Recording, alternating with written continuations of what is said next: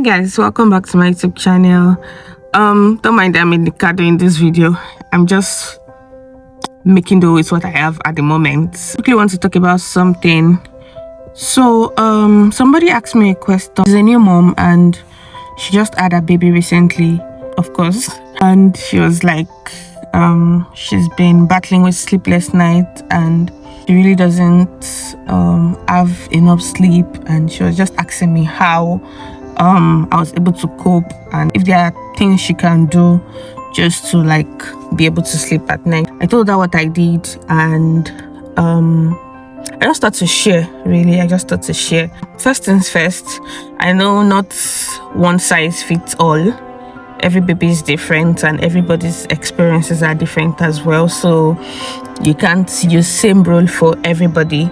But then there are certain things that might help another person from your own advice. So yeah, so the first thing is that when you have your baby, for the first few months, probably first 3 months, you might not be able to sleep in separate rooms. That is probably the baby having his or her own room while you are sleeping in yours.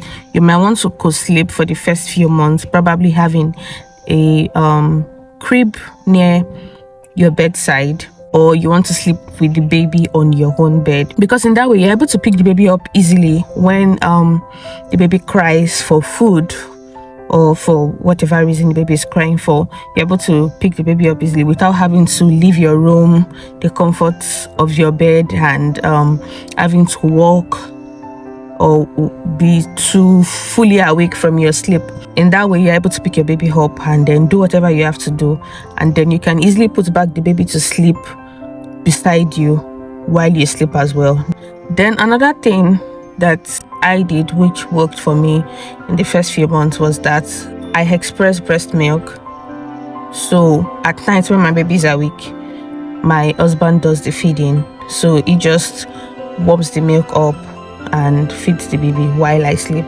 So in that way I'm able to sleep at least few hours before I wake up. Thankfully my baby took bottles. You can do this as well. You can bottle feed your baby. You have someone staying with you, probably a nanny or a mom or your mother-in-law, whoever is staying with you for Omugo comes in or is around. The person could help with feeding the baby at night, or your husband could feed the baby at night while you take your rest. Also, I know some babies don't like some particular bottles, but then I'm not yet to recommend brands, but I know there are some brands that are really good. You can just make your research on bottles that are really good that babies like, because there are some brands that are not so good for babies, but I don't know, I can't mention them because of course this is not an advertising video. That thing is, sometimes I put him beside me to feed, that is side lying position. So I'm lying down on my own bed, then I put him by my side, and the only thing I just do so that he doesn't have the passage of the milk to his ear and all of that is that I put my arm under his head to tilt it up a bit, and then I just position him well on my side and he feeds. So in that way he's feeding and I'm sleeping as well. The next tip is that whenever your baby wakes up at night for feeding, most of the time it's usually for food, that's why they wake up, you can first change the nappy before you feed, because in that way when you change the nappy before they feed, most of the time when you feed first, as they are feeding they tend to like sleep back, and then the nappy is still wet, and then before you know it they are awake in few minutes again. So you change the nappy first, then you feed, so that when they are sleeping you don't have to wake them up again to now change the nappy. That way you are going to start with breastfeeding all over again. Another tip that I told her was that before baby sleeps at night, ensure that the baby feeds for long. That is they suck for long before you place them to sleep, because if they just eat a little bit, it might not be so satisfying to them, then they wake up within few minutes or within the hour. So you want to ensure that they are feeding for longer before you drop them in their cots to sleep.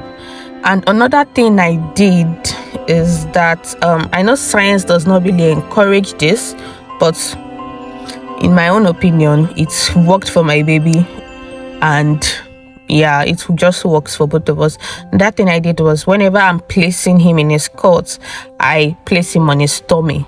That is, he sleeps on a prone position while I just turn his head to the side. So because there's something called the startle reflex, it's just a baby reflex where they are just like startled, and most of the time when he's sleeping upright, he's sleeping in a supine position.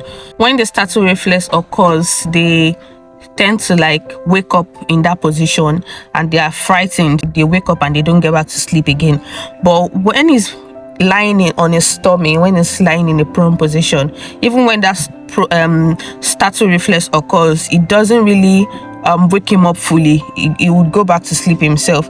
So he sleeps. I tummy slept him mostly for the first few months, and because he had colic as well, it kind of helped with colic too. Even though I don't sleep at night, sometimes I tend to catch up on my sleep during the day, because of course I'm on maternity leave, I'm not going anywhere. So most of the days, afternoons, when he's asleep, I just use the opportunity to sleep as well, just to catch up on my sleep.